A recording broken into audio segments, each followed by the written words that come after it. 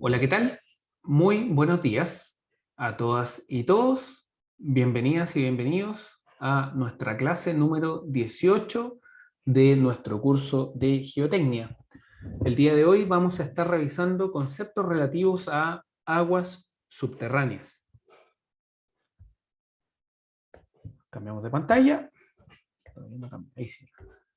Entonces, nosotros ya hemos revisado algunos de los conceptos importantes que son necesarios para entender qué es lo que pasa en la interacción entre el agua y los suelos, entendiendo que los suelos son medios porosos. En ese contexto es que la porosidad, que es un concepto que ya hemos revisado en sesiones anteriores, lo vamos a revisitar rápidamente el día de hoy y representamos que es el porcentaje que representa el vacío del suelo o la roca total. ¿Sí?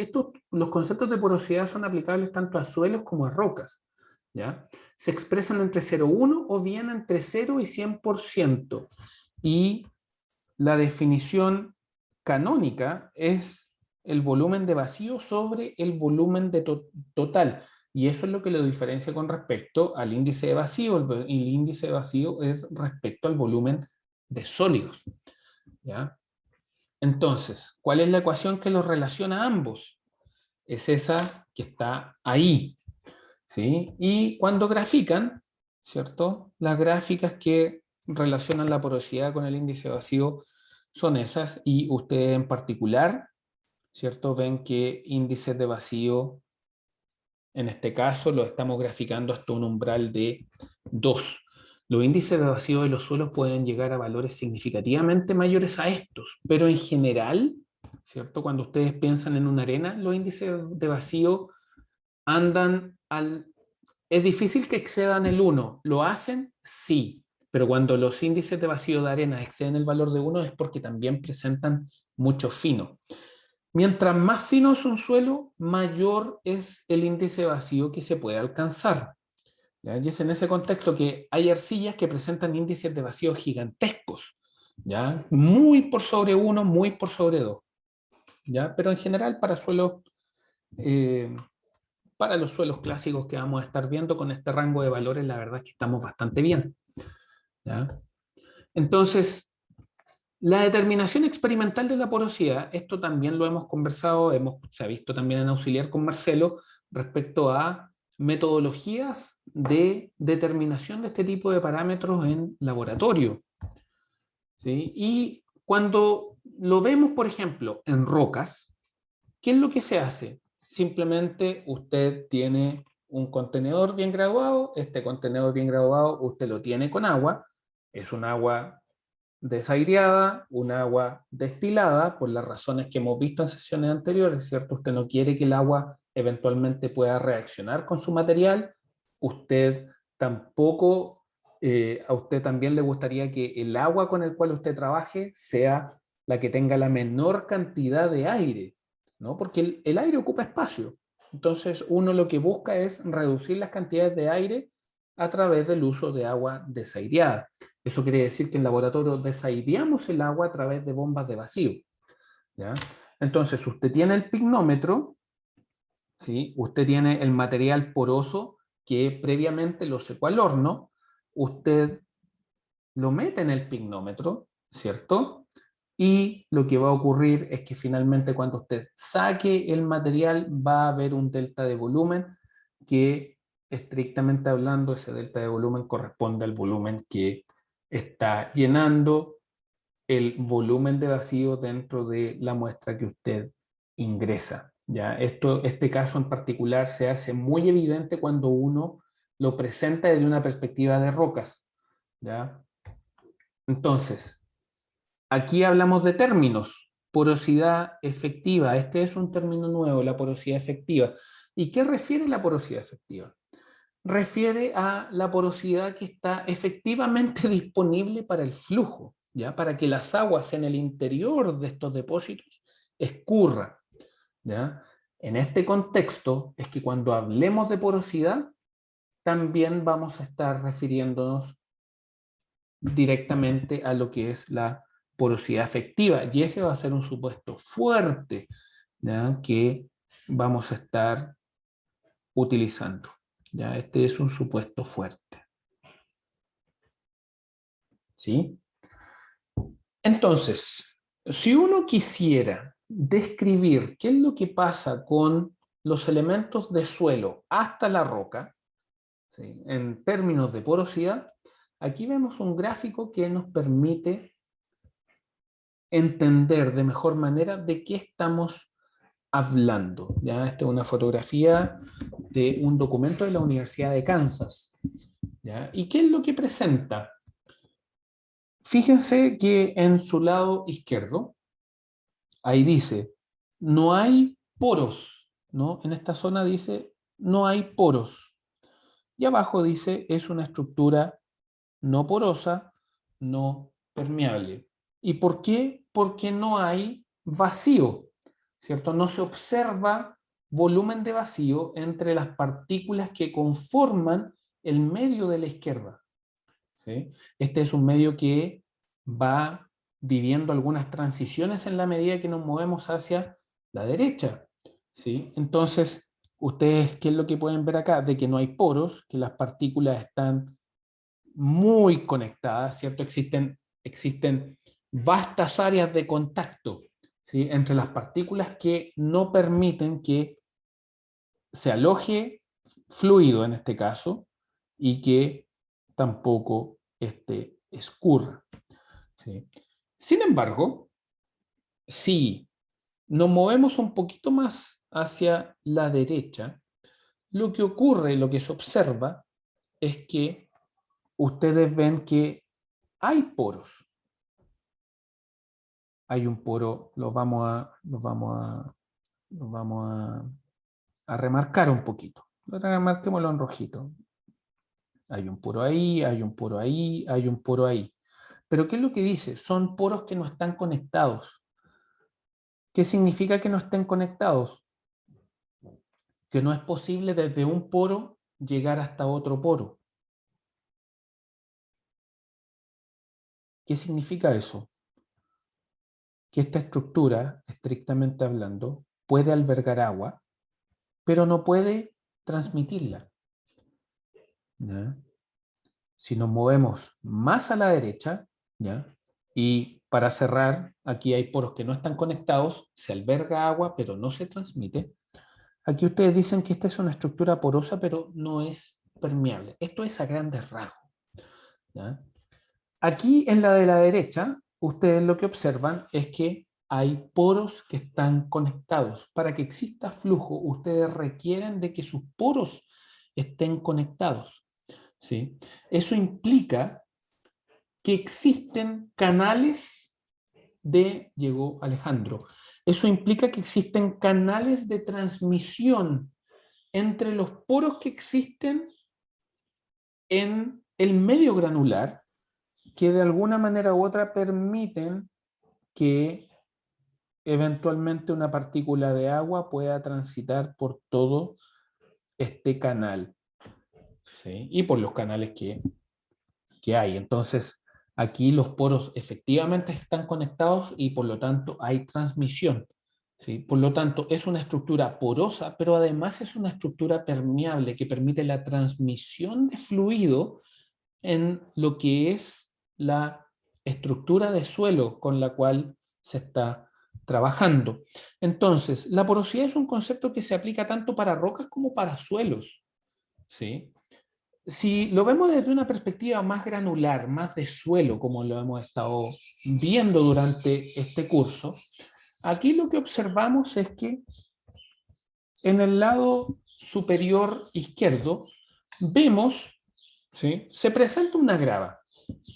Esa grava, si ustedes se fijan, ahí dice bien graduada. ¿Qué significa? O mejor dicho, bien ordenada, ¿sí? Bien ordenada. ¿Y qué significa? Que existen tamaños tales que permiten que la estructura existan contactos entre las partículas que permitan la transmisión de estas cadenas de esfuerzo de las cuales hablábamos el otro día, pero también permiten, ¿cierto?, lo que es el recorrido del agua entre los distintos poros que presenta su estructura. Si ustedes también comparan el tamaño de los vacíos, y eso lo vamos a hacer en verde, ¿cierto?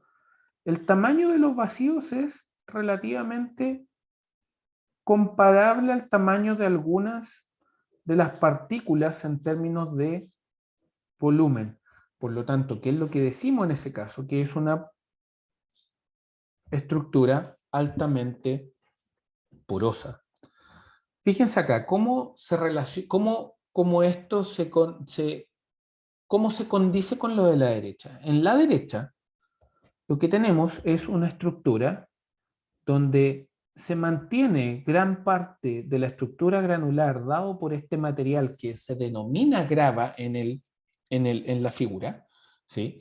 Aquí estamos hablando de grava porque se está imponiendo que grava, estrictamente hablando, al momento de usted ver una foto, la manera de decir si un suelo es efectivamente grava o es arena, dado que muchas veces la forma de las partículas son bastante similares y solo cambian en tamaño, requiere del uso de escala. ¿Sí? Por eso, siempre que ustedes vayan a terreno, y eso me parece que lo habíamos conversado en algún punto del curso, cuando vayan a terreno, siempre tengan algo con respecto a qué escalar. ¿Sí? Muchas veces sirve un lápiz, muchas veces sirve una moneda, otras veces sirve un martillo, a veces una zapatilla incluso. ¿Ya? Entonces, para que lo tengan presente, lo importante es a través de una escala familiar entender qué es el contexto que se observa, o una escala directa, ¿no? Una escala directa con una regla, ¿ya? Pensando en el caso de una foto. Entonces, aquí ustedes lo que pueden ver es que existe interacción granular, pero a diferencia del caso anterior, donde ustedes veían que eso había vacío, en este caso lo que existe es en estos sectores de acá, ¿cierto? En estos espacios intersticiales, existe, ahí dice, sand, clay, arena y arcilla. Entonces, ¿qué es lo que sucede? ¿Qué es lo que sucede?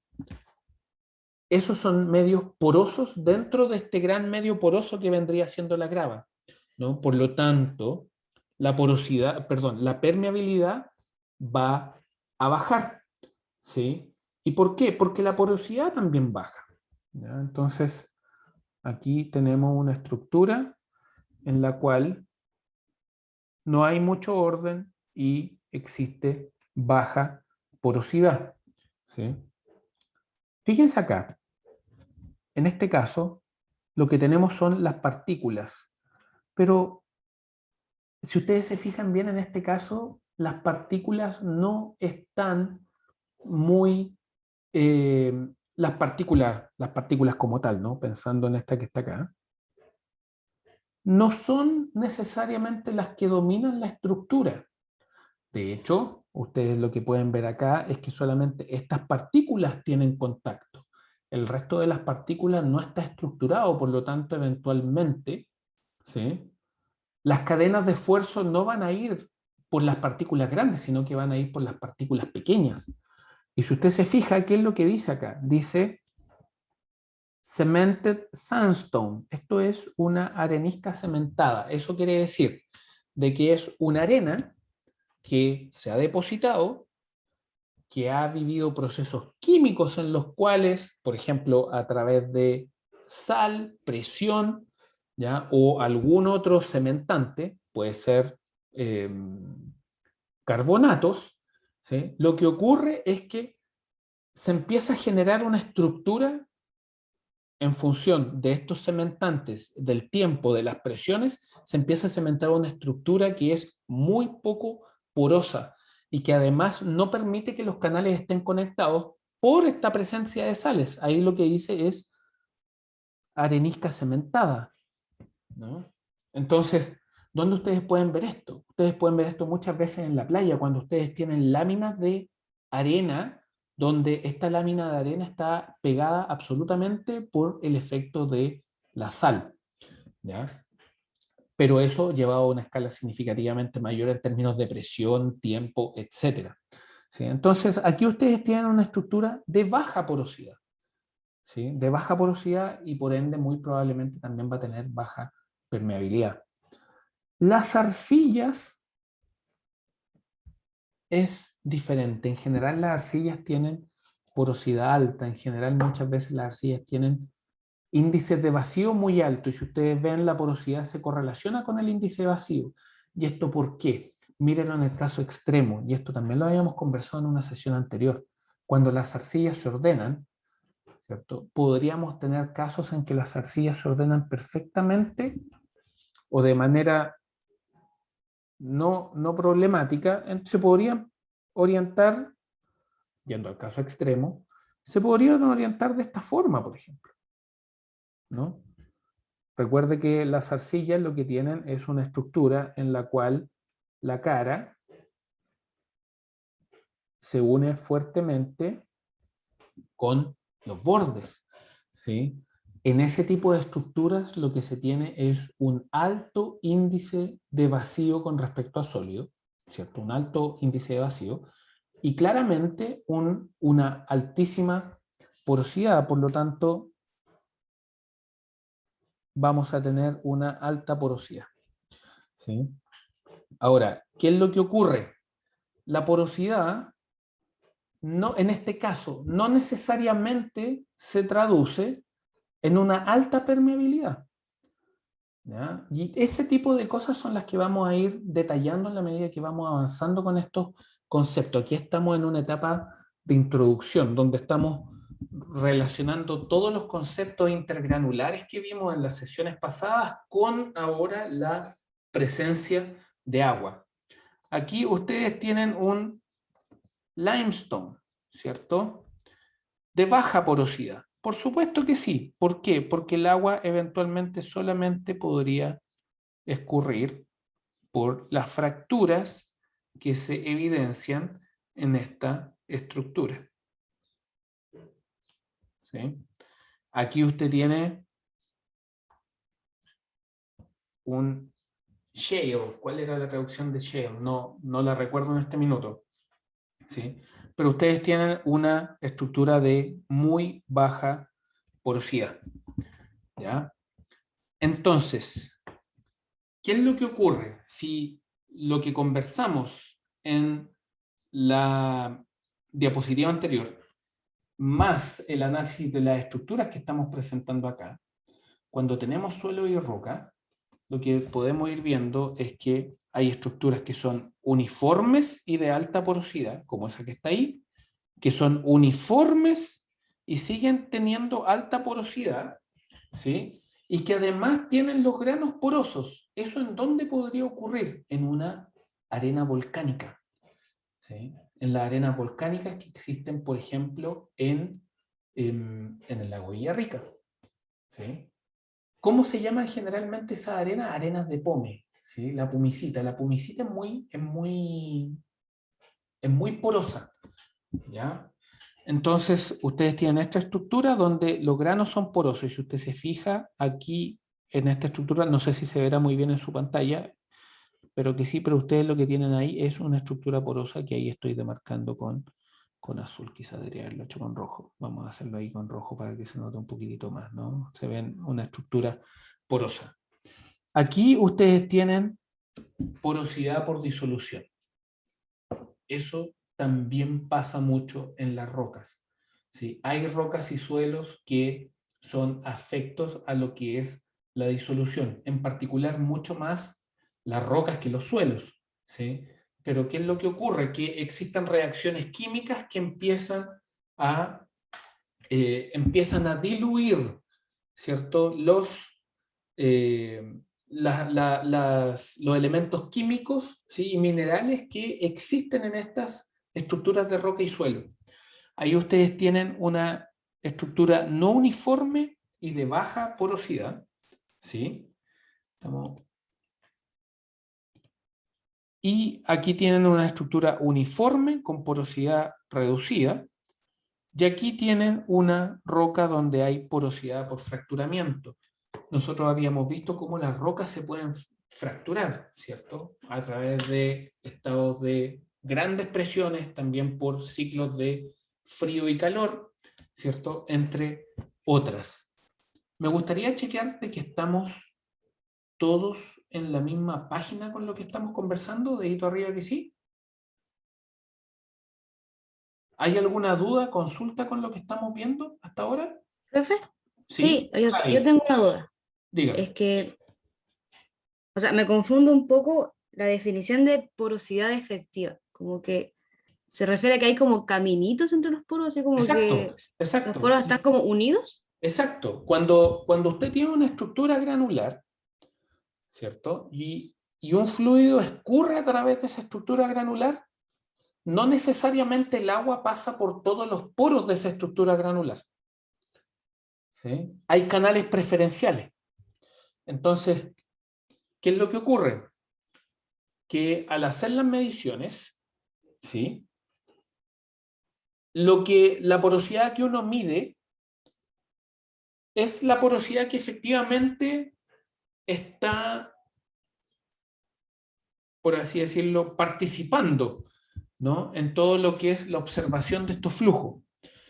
Ahora, y es por eso que hablábamos del supuesto. El supuesto fuerte es que la porosidad, cuando hablemos de porosidad, también vamos a estar hablando de porosidad efectiva, pero eso no siempre tiene que ser así. ¿Ya? Lo que pasa es que muchas veces también se habla dentro de lo que es un contexto de laboratorio, donde uno tiende a tener más control sobre muchas de las propiedades y de las condiciones en las cuales el agua escurre. ¿Sí? Pero tal como usted lo plantea, la porosidad efectiva, ¿sí? Vendría siendo lo que es los poros que están interconectados que permiten el transporte de agua a través de esos espacios de vacío que están en la estructura granular. ¿Ya? Javi, me avisa si le respondí. ¿Ya? Ya, sí. En este caso también consideramos, o sea, el volumen de vacío sería el volumen de agua y volumen de aire, por así decirlo también. O sea, O como, sea, el volumen de vacío puede ser ocupado por el agua. sí, pues, agua y aire. O sea, Claro, claro. en este caso, consideramos las dos cosas, no solo El, agua. el vacío es todo lo que no es sólido. El índice Ya. vacío es todo lo que no es sólido. Ahora, el índice vacío puede ser ocupado por agua y puede ser ocupado por aire. Cuando está completamente ocupado por agua, el suelo está saturado. Cuando no hay agua en absoluto, el suelo está seco. La estructura está seca. ¿Sí? Y usted puede tener ahí un espectro de casos entre qué es lo que pasa cuando tiene más agua que aire o más agua, más aire más agua que aire y más aire que agua. ¿Sí? ¿Estamos, Javi? Sí. Hay la última cosa. Dígame. Los limos y las arcillas, o sea, en este caso, como no quieren, entre comillas, o sea, son como muy amigos del agua y no la quieren soltar tan fácilmente, su porosidad efectiva debería ser más grande o más chica o igual que la porosidad, ¿no? Como lo tomamos igual. No. No estoy seguro de entenderle. A ver, de nuevo. Ah, sí, porque ¿cómo se consideraría la porosidad efectiva para el caso del limo y arcilla? Como alta, baja. Lo que pasa es que le conviene pensar siempre de que la porosidad que le entregan es la porosidad efectiva y la que permite todo el flujo de agua. ¿Ya? Eso es Ya. en este contexto, para la etapa en que estamos, es mejor que tome ese supuesto y por eso lo explicité al principio. Supongamos por Ya. ahora de que la porosidad que nos entregan es la porosidad efectiva, ¿ya? O mejor dicho, que la porosidad efectiva es la porosidad. Por lo tanto, cuando hablamos de porosidad, también de alguna manera estamos diciendo inmediatamente porosidad efectiva. ¿Ya? Ya, sí. Ya, listo. ¿Estamos entonces? Ya.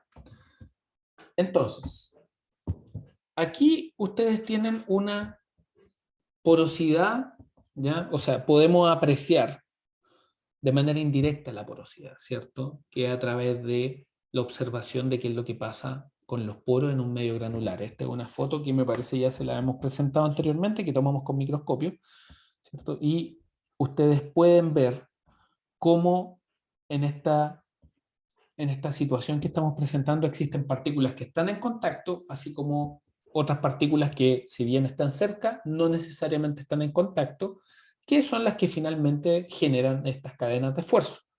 Y ahí ustedes pueden apreciar de que efectivamente hay poros, ¿no? Esta es una estructura real. ¿Sí? Ustedes pueden evidenciar de que hay poros.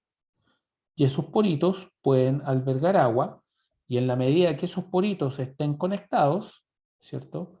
La transmisión de agua también va a ser factible de realizarse, ¿cierto? Fíjense cómo cambia esta situación cuando ustedes tienen una estructura de arena con finos. Los finos en general, ¿sí? Los finos en general van a tratar de insertarse en lo que son, ustedes tienen que los finos están acá, ¿no? Los finos van a buscar inicialmente, idealmente, ¿ya? Ahí hay muchos detalles que podemos seguir conversando en otros cursos, ¿cierto? Para la etapa en la que estamos, podemos asumir de manera general de que las partículas van a buscar estar siempre, las partículas más pequeñas, siempre van a estar buscando, en la medida que puedan, van a estar buscando estar en los poros intersticiales. Eso tampoco siempre pasa. ¿Sí? La naturaleza funciona de manera que no siempre somos capaces de entender. ¿Sí? Eh, la naturaleza es muy compleja y es muy bonita. ¿Sí? Y eso ustedes lo ven en los suelos, por ejemplo, que existen suelos finos. ¿Sí? Existen suelos finos acá. Y estos suelos finos, obviamente, al entrar en los vacíos, ¿sí? Van a generar una barrera para la transmisión de flujo. ¿Sí? Por lo tanto, eventualmente la porosidad decrece. La permeabilidad también eventualmente decrece. Y en general se observa eso, aun cuando los suelos finos puedan tener porosidades altas, y esto es particularmente válido para las arcillas, ¿sí? La permeabilidad, que es una de las propiedades que estamos muy pronto a estudiar en detalle, ¿sí? Es baja, porque recuerde que en el caso particular de la arcilla no es solamente su tamaño de partícula, no es como ellas se arreglan entre ellas, ¿no? Físicamente, sino que también hay un tema químico de cuánto a la partícula de arcilla le gusta el agua. ¿Sí? Entonces aquí ustedes ven una porosidad con estructura en lo que es una arena con finos. Y estos finos también dependen, ¿no?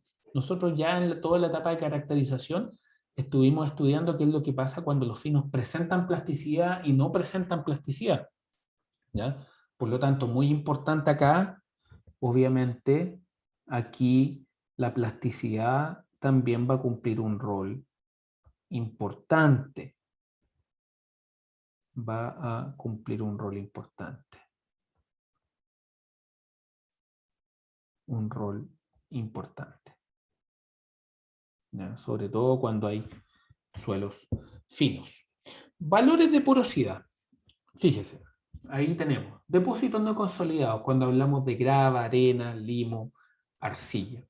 ¿Ya? Ahí estamos pensando en porosidades del 24 al 40%, 20, 40, 45% en lo que es una grava. Fíjese la arena, 25-50%. La arena y la grava son medio granulares, ¿cierto? Del tipo que decíamos, son granulares. Por ahora, si les llamamos granulares, llamémosle granulares, pero muchas veces también se le llaman granulares gruesos o también granulares no cohesivos. ¿Ya? Tienen estos niveles de porosidad. Sin embargo, si pasamos la malla 200 y vemos qué es lo que pasa con los limos y la arcilla, lo que vemos es que los limos, pero en particular las arcillas, presentan porosidades mayores, lo cual también se va a traducir en índices de vacío mayores. ¿Ya? Cuando ya vamos al mundo de las rocas y vemos, por ejemplo, un basalto fracturado entre 5 y 50%, un espectro gigantesco, ¿cierto? Un limo kárstico. Los limos kársticos son estructuras que se disuelven muy fácil en agua. ¿ya? Y ahí usted tiene 5-50%, la dolomita de 0 a 20%, roca cristalizada fracturada de 0 a 10%, roca cristalina densa 0 a 5%. ¿Ya? Esos son los órdenes de magnitud. ¿Ya? Recuerden que siempre o decimos el número entero o lo expresamos como porcentaje. ¿Ya? Entonces, eso es lo que refiere a la estructura granular, lo que refiere a los poros, cómo los vacíos interactúan con los sólidos y todo esto dentro de un contexto de volumen total, entendido como el volumen disponible para que bien el agua se aloje o bien se transmita. Ahora, ¿qué es lo que ocurre? Que el agua siempre está en contacto con las partículas, ¿cierto? Cuando regamos el jardín, ¿cierto? El agua infiltra y el agua entra en contacto con las partículas. Entonces, el punto es que tenemos que empezar a construir conocimiento, empezar a construir herramientas que nos permitan entender qué es lo que va a pasar cuando tengamos agua por debajo de una represa, cuando tengamos agua escurriendo hacia un túnel. Y ahí es donde vienen algunos conceptos que nos van a ayudar mucho para entender qué es lo que pasa con el agua, ¿cierto? En particular cuando la ponemos en un contexto de el agua con partículas, ¿no? Porque esa es la interacción entretenida, ¿no? Cuando el agua entra en contacto con las partículas. Entonces, absorción con B ocurre cuando una sustancia se incorpora al volumen que ocupa otra sustancia en estado líquido. ¿Ya? Sumamente importante. La absorción con D dice, ocurre cuando una sustancia en estado líquido, como el agua, se adhiere a la pared de un sólido. ¿Sí? Esto quiere decir de que el agua se encuentra con algo y según la afinidad del agua con esa superficie que se encuentra, el agua se adhiere. ¿Ya? Esa es la absorción. ¿Ya? Primero, dos conceptos que son importantes que sepamos con propiedad. Después, tensión superficial. La tensión superficial es un fenómeno maravilloso que presenta el agua. Y ustedes lo ven, lo han visto muchas veces. ¿Ya? La tensión superficial es el fenómeno que ustedes observan cuando están en los lagos, cuando están cerca de una sequía, cuando están cerca de una pocita, y ustedes ven las mosquitas, los bichitos, los zancudos encima de la superficie del agua sin que se hundan. ¿Ya?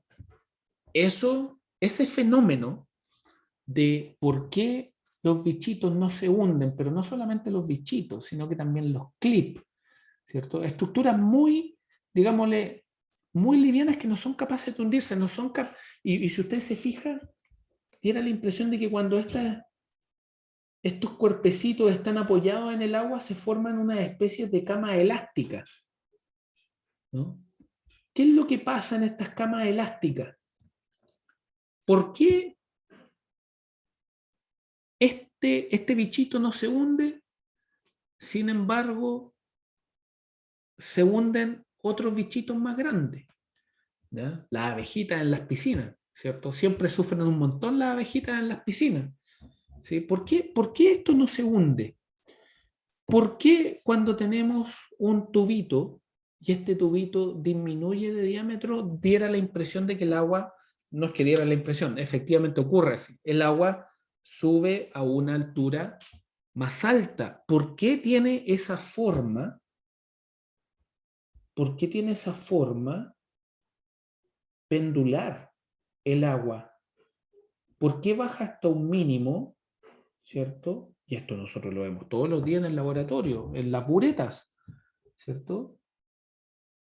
¿Por qué el agua tiene un mínimo, sin embargo, en la medida que se va acercando a las paredes, se forma una curvatura? Entonces, el fenómeno que explica la forma de estos líquidos en estos espacios más reducidos, el por qué los bichitos no se hunden, algunos bichitos no se hunden en el agua y diera la impresión de que pueden navegar sin problemas simplemente apoyados en sus patitas, está dado por el fenómeno de tensión superficial. ¿Y qué es lo que pasa? Aquí les voy a dejar este escrito. Y es que en un líquido existen fuerzas intermoleculares de atracción que mantienen las moléculas unidas. ¿Ya? Existen fuerzas moleculares, eso ya lo conversamos, ¿no? Existen fuerzas moleculares de atracción y de repulsión. Así, una partícula interactúa con las partículas vecinas, ¿ya? Permaneciendo en equilibrio porque está rodeada por varias moléculas distribuidas homogéneamente, las cuales se están atrayendo todo el tiempo.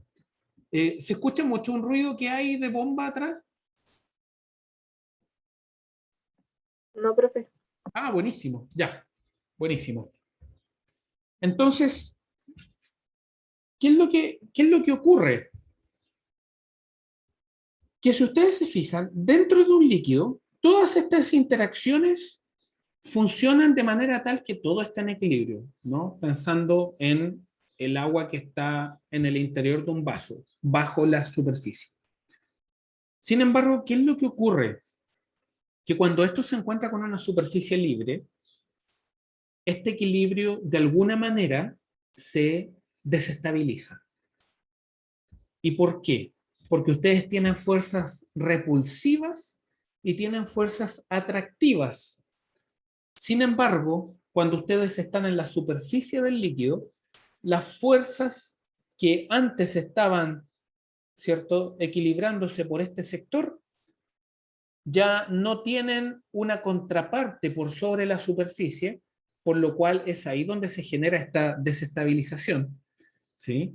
Y las fuerzas balanceadas, lo que ocurre es que se vuelven a redistribuir, ¿sí? Entonces, para responder a esta pregunta, fíjense en la pregunta que tenemos ahí. ¿Qué ocurre en la superficie del líquido donde las fuerzas que atraen a las moléculas hacia abajo no pueden ser anuladas por las moléculas superiores porque ya no existen? Ahí es donde se empieza a formar la curvatura. Nosotros tenemos una interacción dentro del fluido, sin embargo la interacción cambia a nivel de superficie. ¿Sí? Cambia a nivel de superficie. Y esto es equivalente a lo que pasa, por ejemplo, cuando ustedes tienen un cable, ¿sí? Es una analogía, ¿no? No sucede obviamente exactamente lo mismo, el cable está controlado por gravedad, sin embargo, cuando estamos hablando del agua, no es solamente la gravedad, sino que también fuerzas intermoleculares, ¿ya? Entonces, existe una fuerza de atracción entre las moléculas de la superficie y las del interior del líquido. ¿Y qué es lo que se empieza a producir? Se empieza a producir esta redistribución de tensiones, ¿sí? Que lo que hacen es que exista una tensión que va en la línea de la superficie, ¿cierto? Entonces, ¿qué es lo que ocurre? Que esa tensión está siempre presente. Esa tensión está siempre presente y es esa tensión la que actúa cuando el bichito no se va al fondo, cuando el clip que vemos en la foto no se va al fondo. Esta foto, sí, son de, vamos a ponerlo ahí, son de Wikimedia, que es un lugar donde pueden encontrar siempre muy buenas fotos, ¿ya? Wikimedia. Entonces, ¿qué es lo que ustedes tienen? Que cuando se deposita una bolita, ¿cierto? Porque ustedes también ven que existen partículas de polvo, ¿cierto? Sobre la superficie de una laguna, también eh, su- eh, existe polvo sobre la superficie de una acequia, ¿sí? Y si ustedes tienen la partícula ahí, lo que hace es que la partícula se deposita. Existe, obviamente, esta deformación que se produce sobre la superficie, y es por eso que hablábamos de la cama elástica, ¿no? Porque se produce una especie de cama elástica. ¿Y qué es lo que hace? Que sobre esta cama elástica actúa la tensión superficial.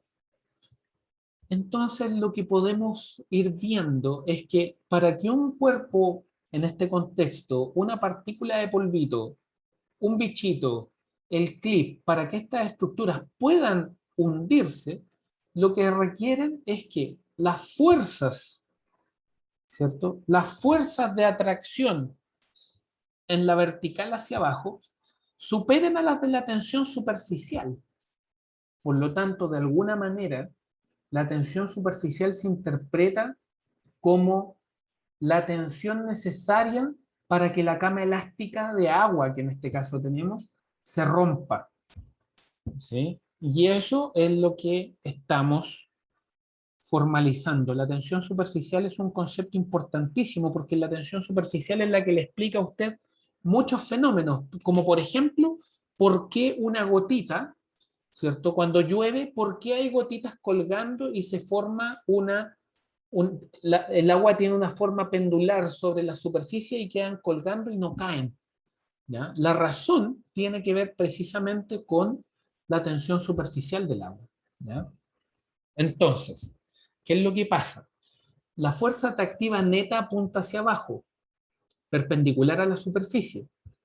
En el plano de la superficie, la fuerza neta sobre una molécula es nula, pues en este plano toda molécula está siendo tironeada, digámoslo de alguna manera, en todas sus direcciones, originando la tensión superficial. Este fenómeno explica el por qué la superficie de un líquido se comporta como una membrana elástica. En ese contexto, la tensión superficial es una medida de cuánto cuesta romper esta membrana, ¿ya? Según el tipo de líquido que estemos estudiando. La tensión superficial del agua es diferente a la tensión superficial del aceite, diferente a la tensión superficial del alcohol, diferente a la tensión superficial incluso entre el agua a diferentes temperaturas, ¿ya? Por lo tanto, al apoyar un objeto sobre la superficie de agua, actúa una fuerza de contacto. ¿Sí? Es por eso que es importante estudiar qué es lo que pasa a nivel de contacto en los suelos, ¿sí? Porque son partículas que están haciendo cadenas de esfuerzo y que además están en contacto con el agua y que esta agua, ¿cierto?, tiene una tensión superficial que está teniendo un efecto sobre la superficie de esta partícula. Entonces, actúa una fuerza de contacto que deforma la superficie. Al alcanzar el equilibrio, actúa la tensión superficial y la fuerza de repulsión electrostática, ¿cierto?, que ejercen las moléculas que están bajo la superficie. De esta forma, las moléculas superficiales pueden equilibrar el peso del objeto mientras la tensión superficial mantenga unidas sus partículas. ¿Ya? Entonces, tensión superficial, ¿sí?, si usted quiere explicarlo de manera informal, es en el fondo cuánto cuesta, ¿cierto?, de alguna manera romper, llamémosle, ¿ya?, la cama elástica que se forma sobre la superficie del agua producto de la masa que se pone en ella. ¿Ya? Entonces, la tensión superficial en algunos líquidos, fíjese, son estos valores. ¿Dónde está la del agua? La del agua está ahí, 72,7. ¿Sí? 72,7 significativamente mayor que, por ejemplo, el etanol. Usted tiene el oxígeno. ¿Sí? Mire el helio, muy, muy baja. Eso quiere decir que el helio no cuesta nada, ¿cierto? Romper lo que es la membrana que se forma en la superficie de un líquido de helio. ¿Sí? Pero también existen, por ejemplo, ahí el acero, ¿sí? ¿Qué es lo que pasa con otros materiales? Esto también es lo que explica la ascensión capilar. ¿Sí? Y es por eso que cuando tenemos un tubito de estos diámetros que se van achicando, mientras más pequeño es el diámetro del tubito, más se nota lo que es el menisco, ¿cierto? Toda esta zona se le llama el menisco. ¿Ya? Y ustedes pueden ahí ver la tensión superficial, ¿cierto?, que en este caso actúa justo en el contacto entre lo que es la pared del tubo con el agua. Tienen el diámetro, tienen la presión, que en ese caso sería la presión atmosférica, y ahí ustedes tienen la presión en el líquido, ¿cierto? Por lo tanto, la fuerza asociada a la tensión superficial viene dado por esa expresión que está ahí, y eso tiene que ser igual a la fuerza asociada a la gravedad. ¿Ya? Entonces, fuerza de peso y la variable HC. ¿Sí? Entonces, ¿qué es lo que pasa? Que el ascenso capilar, ¿ya?, es inversamente proporcional al radio del tubo. ¿Ya? Inversamente proporcional al radio del tubo. Fíjense en la importancia de esto. Ascenso capilar inversamente proporcional al radio del tubo. Eso quiere decir de que mientras más pequeño el tubo, mayor va a ser el ascenso capilar. Por lo tanto, fíjense lo que sucede. Si ustedes saben de que las partículas de arena tienen un tamaño, digámosle, de 500 micrones, ¿cierto? Y que esas partículas van a formar un poro en una estructura granular, van a formar un poro, ¿sí? Ese poro es significativamente mayor que el poro que se formaría producto de arcillas. Las arcillas estamos hablando del orden de 2 micrones. ¿Ya? Por lo tanto, ¿qué es lo que ocurre? Las fuerzas capilares, ¿sí? ¿Cierto? Porque el ascenso capilar de alguna manera también es una medida de qué es lo que pasa con la fuerza capilar. ¿Sí? Las fuerzas capilares en suelos finos son significativamente mayores que en suelos más gruesos. Y de esta manera, la fuerza capilar de una arena es mucho mayor que la fuerza capilar de una grava. La fuerza capilar de un limo es mucho mayor que la fuerza capilar de una arena, y la fuerza capilar de una arcilla es significativamente mayor que la fuerza capilar de un limo. De la misma manera, si ustedes tienen una arena que está limpia, con una cierta fuerza capilar, basta que ustedes le agreguen un contenido de finos, ya sea de limos o de arcillas, para que la fuerza capilar en esa estructura nueva de arena con fino sea significativamente mayor con respecto a la arena limpia. ¿Ya? Entonces, sumamente importante. A mayor tensión superficial, mayor va a ser la elevación. El radio del tubo es un símil al tamaño del poro. A menor tamaño de partícula, menor el tamaño del poro. Mientras más pequeña la partícula del suelo, mayor capilaridad. ¿Sí? Aquí ustedes pueden ver, ¿cierto?, en esta foto, qué es lo que pasa con ascenso capilar. ¿Sí? Entonces, sumamente importante que hablemos sobre lo que es la tensión superficial, que hablemos sobre los efectos de capilaridad que suceden en los suelos, porque nos permiten entender, ¿cierto?, qué es lo que pasa en los suelos. Y esto, además de las propiedades físico-químicas de los diferentes suelos, ¿no? Todo va sumando y todo va generando un contexto de análisis que nos permiten entender por qué existe tanta diferencia en el comportamiento entre las arcillas, las arenas, las gravas, los limos, etc. Dedito arriba, que estamos todos en la misma página con lo que estamos viendo hoy día. ¿Hay alguien que tenga alguna duda, consulta con respecto a esto? Alejandro, Gonzalo, Juan Guillermo, Pedro, Marta, Daniel, Martín. Ya. Entonces, vamos a pasar a ver otro concepto. Este concepto es el de la capacidad específica. ¿Ya? La capacidad específica es súper directo. Y para explicar lo que es la capacidad específica, les hice este videíto acá, donde lo que hice fue tener una esponjita por harto tiempo sumergida en el agua, ¿cierto?, hasta que estuviera completamente saturada, y procedí a levantar la esponja. Y fíjese, existe drenaje desde la esponja hacia el vaso. Por lo tanto, existe un volumen de agua que abandona la esponja ¿cierto? Y que uno puede medir, ¿sí? Sin embargo, llega un punto a partir del cual ya la esponja no suelta más agua.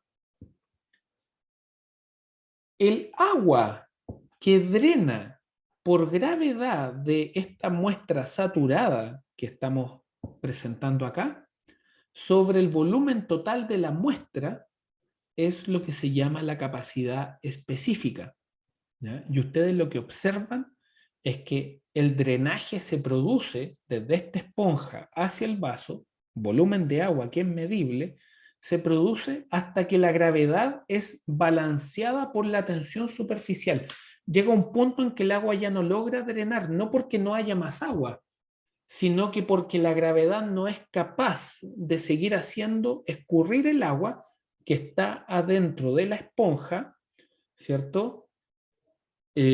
Albergada producto de la acción de la tensión superficial, ¿ya?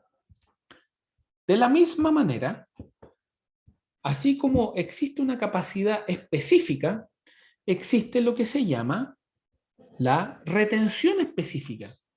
Y la retención específica, y vamos a volver a presentar nuevamente este videíto, lo que busca es buscar la contraparte. Así como hay agua que drena, hay agua que queda retenida.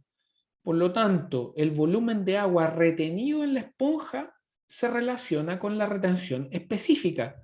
La retención específica es el volumen retenido de una muestra saturada sobre el volumen total de la muestra. En ese contexto, y entendiendo que esto es sobre el volumen total de la muestra, ustedes saben, en este minuto tenemos algunos conceptos, ¿cierto? Tenemos que la porosidad es el volumen de vacío sobre el volumen total. Por otra parte, sabemos que la capacidad específica es el volumen que drena sobre el volumen total. Y por otra parte, el volumen que queda alojado, en este caso en la esponja, el volumen retenido sobre el volumen total es la retención específica. Por lo tanto, la porosidad está dado por la retención específica más la capacidad específica. Es en este contexto, fíjese lo siguiente, que si tenemos dos tipos de suelo, ¿ya? Ambos con la misma porosidad, pero uno presenta un diámetro D, mientras que el otro tiene un diámetro D minúscula menor que D mayúscula, va a tener una mayor área superficial y por lo tanto mayor agua puede ser almacenada como agua pendular, ¿cierto? Mayor agua puede ser retenida. Fíjese cómo todos los conceptos que estamos conversando suman para entender el por qué es tan difícil sacar el agua de las arcillas, ¿sí? Así como también entender por qué es tan fácil para el agua escurrir en una grava, ¿cierto? Con respecto a una arena, por ejemplo, ¿ya? Y obviamente las arenas y las gravas tienen una capacidad para que el agua escurra mucho mayor que las arcillas y los limos, ¿ya? Entonces ahí tenemos algunos valores típicos de capacidad específica en los suelos. Y fíjese qué es lo que pasa con los suelos. Fíjese, mientras más pequeño el tamaño del grano, ¿cierto? La capacidad específica disminuye porque la capacidad específica es la capacidad de que el agua drene, ¿no? Y mientras esta capacidad aumenta de manera significativa en la medida que el tamaño, para que la capacidad específica aumente. Por lo tanto, fíjese lo que dice ahí, un punto muy importante.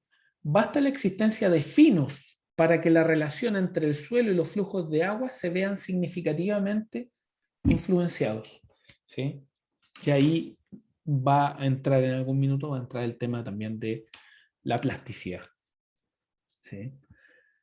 Carga hidráulica y potencial piezométrico, ¿ya? Aquí entramos a ver otros conceptos, ¿ya? Que van a utilizar mucho lo que es porosidad, retención, capacidad específica, tensión superficial, y nos van a ayudar a contextualizar todo lo que vamos a ver y aplicar ya ahora de manera ingenieril, ¿no? Entonces, la carga hidráulica, ¿ya? Y el potencial piezométrico, estos son conceptos que vamos a ver en el contexto de lo que es el flujo a través de los medios porosos, ¿ya?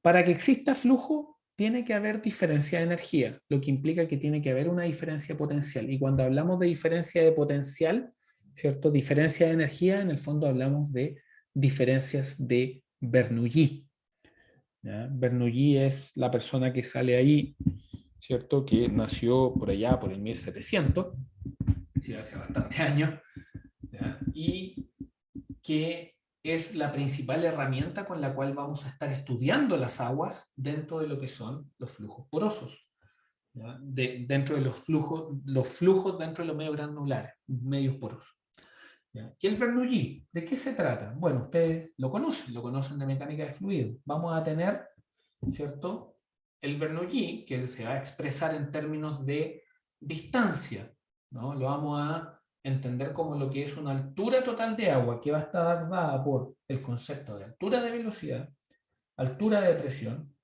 y de altura geométrica. La altura de velocidad tiene que ver con lo que es la energía cinética del fluido. La altura de presión tiene que ver con lo que es la presión a la cual está sometido ese fluido, que en nuestro contexto de agua en un medio poroso va a ser nada más ni nada menos que la presión de poros.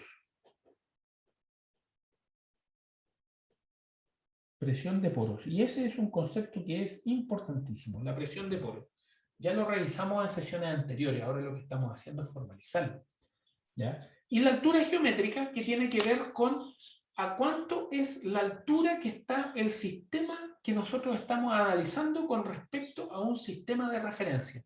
Por lo tanto, cuando hablemos de un Bernoulli y queramos hacer ya sea igualdad de Bernoulli o querer medir el Bernoulli en un cierto punto, siempre lo primero es definir un cero de referencia a partir del cual hagamos todas las mediciones, ¿ya?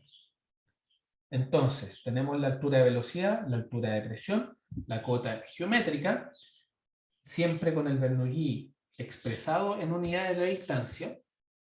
Por lo tanto, tenemos que nuestra ecuación del Bernoulli queda dado por esa expresión. Pero ¿qué es lo que ocurre? Y aquí viene algo que es súper importante. Y es el hecho de que las velocidades en general que existen en los suelos son muy bajas, en particular con respecto a las presiones a las cuales un fluido está sometido en un medio granular, así como las alturas o cotas geométricas con respecto a las cuales se definen los ceros, ¿no? Estamos pensando en una represa, estamos pensando en un túnel, estamos pensando en una fundación, ¿cierto?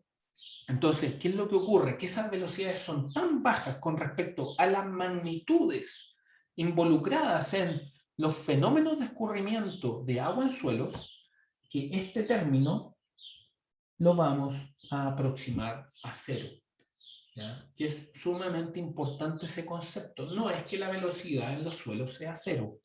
Lo que pasa es que desde una perspectiva de Bernoulli, la velocidad es tan baja que al cuadrado queda un número muy bajo con respecto a las magnitudes de los sistemas que vamos a estar evaluando, ¿ya? Entonces, así es como vamos a definir siempre el Bernoulli en función de un plano de referencia, ¿ya? Y vamos a empezar a evaluar esto no solamente en términos de diferencias en los Bernoulli, sino que también cuánto es la distancia que existe, ¿ya?, entre los puntos en los cuales queremos evaluar el Bernoulli. Muy similar a cómo lo hacíamos en el caso de mecánica de fluido cuando estudiamos sistemas de tuberías, ¿ya? Por lo tanto, ¿puede existir igualación de carga hidráulica? Esos son aspectos que vamos a ir revisando, ¿cierto? Siempre teniendo en cuenta las alturas de presión, la elevación de las cotas de referencia, sabiendo que si tenemos dos Bernoulli que son exactamente iguales, ¿ya?, en términos de H, significa que no existe flujo, ¿ya? Sin embargo, mejor dicho, aquí hay un typo. existe, esto es, aquí anoté mal, no existen pérdidas. ¿Sí? Y sabiendo que si las energías son diferentes, implica que existe un flujo, implica que existe un delta H, ¿sí? Y que se va a tornar importante la dirección, ¿ya? Y una de las cosas que nosotros vamos a ver, ¿ya?, es que en suelos, siempre que un flujo de agua pase a través de un suelo, va a existir una pérdida de energía, ¿ya? Y por lo tanto, mientras no, y esto es a grandes rasgos, ¿ya?, pero es importante que lo tengan presente, mientras, si existe flujo, ¿ya?, y en general vamos a trabajar con ese supuesto, si existe flujo, ¿ya?, vamos a asumir que en el sistema no existen pérdidas mientras no hayan suelos. Sin embargo, cuando hay suelo, vamos a asumir que existe una pérdida en ese flujo de agua, una pérdida de energía. Y por lo tanto, lo que nosotros vamos a empezar a buscar caracterizar ahora es entender qué es lo que pasa con el flujo de agua dentro de un suelo cuando el agua está escurriendo por ese medio, y en ese contexto va a aparecer la variable delta H, van a aparecer lo que es la interpretación de cuáles son las direcciones sobre las cuales se presentan estos escurrimientos. Y vamos a empezar a hablar de nivel freático y vamos a empezar a hablar del nivel piezométrico como lenguaje habitual en lo que es el análisis de estos sistemas. Y así van a aparecer algunos conceptos como acuífero no confinado y acuífero confinado, ¿ya? El nivel freático se va a dar en los acuíferos no confinados. Los niveles piezométricos se van a observar en los acuíferos confinados. Usted dirá, ¿qué es un acuífero confinado? Los acuíferos no confinados, el nivel piezométrico y el piezométrico coinciden. ¿Qué son los acuíferos? Los acuíferos son estos cuerpos de suelo, ¿cierto? Cuerpos de material poroso en los cuales existe flujo. Y ustedes pueden ver acá que aquí es donde está el nivel piezométrico, ¿cierto?, pero que coincide también con el nivel freático. Sin embargo, fíjense, aquí es donde empiezan a aparecer todos los conceptos que ustedes ya conocen. Aquí hay una arcilla. A la arcilla le gusta retener el agua. Por lo tanto, si hay un material de mayor permeabilidad bajo la arcilla, en general ese cuerpo de agua que está, cuerpo de suelo que está bajo el material de arcilla, de menos permeabilidad, va a ser considerado un acuífero confinado. Sin embargo, el que está sobre él y en donde el nivel piezométrico coincide con el nivel freático, vamos a estar hablando de un acuífero no confinado. Todos estos detalles los vamos a ver muy minuciosamente en las próximas sesiones, ¿ya? Y es así como vamos a ir formando mapas de nivel freático que perfectamente se pueden representar en un sistema 3D y que se representan con curvas de nivel, que son las que nos empiezan a entregar información respecto a cómo los cuerpos de aguas subterráneas fluyen, ¿ya?, en estos cuerpos de suelo, en qué direcciones y cómo se distribuyen los diferentes elementos de análisis ingenieril que vamos a necesitar cuando venga la hora de diseñar, por ejemplo, una represa, ¿ya?, o un túnel. Ustedes ven aquí que, en general, ¿cierto?, los flujos van a ir de mayores niveles de energía hacia menores de niveles de energía, ¿sí? Y obviamente ahí existe el escurrimiento hacia allá, corrimiento hacia allá, corrimiento hacia allá, corrimiento hacia allá, corrimiento hacia allá. Sin embargo, aquí también empieza a haber escurrimiento hacia acá, y análogamente se puede ver esto en el caso. Y vamos a ver algunas herramientas que nos va a permitir ver esto de manera muy entretenida a través de mapas de colores, ¿ya? Y lo vamos a poder hacer a través de Excel. Por lo tanto, mapas de isoprofundidad de niveles piezométricos, nosotros vamos a poder ver eso, lo vamos a poder ver en represas. En la práctica, en campañas de monitoreo, se utiliza el concepto de niveles piezométricos para referirse a las lecturas sobre la posición de la napa en los piezómetros. Vamos a ver todo esto en detalle. Esta materia es súper entretenida, no se la pierdan, de verdad, vengan, lo vamos a pasar súper bien y esa es la sesión de hoy. Así que salvo que hayan dudas, consultas, inquietudes con respecto al contenido que hemos visto hoy día, me despido, que estén muy bien, cuídense y nos vemos el jueves. No, mañana a las 10. Que estén muy bien, cuídense, gracias. Chao, chao.